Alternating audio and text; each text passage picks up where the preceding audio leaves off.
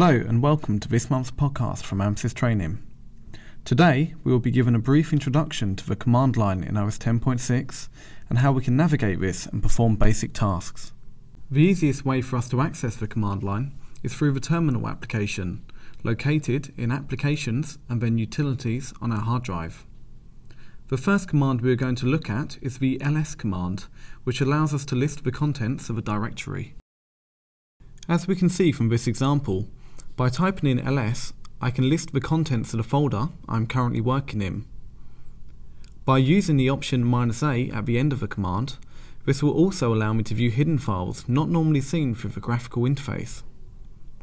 By combining this with the -l option, I can also view the ownership and permissions of the files and folders that I am listing. The second command we will be looking at is the cd command. This is used to navigate from one directory to another. As we can see, by typing cd and then library, I have changed my working directory to my library folder. From here, I can use the ls command again to list the contents. If I type cd, followed by 2 periods, this will take me back up one folder to my original folder that I was in. I can also type a full path using the cd command instead of going from one individual folder to another. Next up is PWD, which stands for Print Working Directory. This is a very useful command as it shows you the absolute path to where you currently are in the file system. It can sometimes be easy to lose yourself when navigating through multiple folders on your hard drive. In this example, I can see that I am currently in my Users and Test folder. If I now change the directory to my desktop and type PWD again, we can see how this has now been updated. CP is used to copy a file or folder from one location to another. As we can see, I have a file named test file.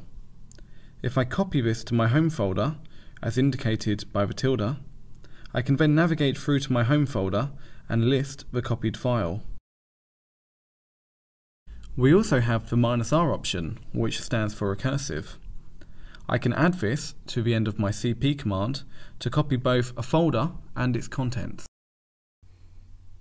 If we navigate through to my test folder, we can see there is a test file within. If I go back up a level to my test folder, I can then use the cp-r command to move the test folder to the root of my home folder.